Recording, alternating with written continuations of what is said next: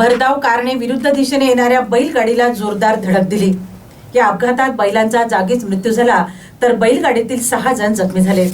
रामचंद्र गुलाब राऊत, शोभा रामचंद्र राऊत, जया मंगेश नेहारे आणि रोशनी सूर्यभान वाघाडे तसेच यश नेहारे आणि आयुष नेहारे अशी जखमींची नावे आहेत।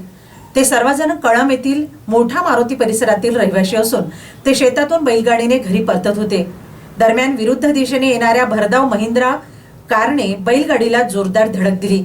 या धडकेमुळे बैलगाडी दूरवर फेकली गेली, त्यामुळे बैलगाडीची मोठ्या प्रमाणात मोडतोड होऊन बैलाचा जागीच मृत्यू झाला, तर बैलगाडीवरील 6 जण जखमी झालेत।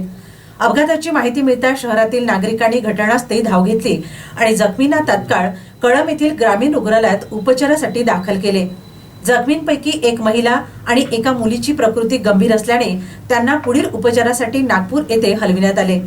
तसेच अपघातात कारणीभूत असलेले वाहन मारुती मानखेडे राहणार कळंब यांच्या मालकीचे आहे, मात्र वाहन चालक घटनास्थळावरून पसार झाला। पोलिसांनी अपघातग्रस्त कार क्रेनच्या सहाय्याने ताब्यात घेतली।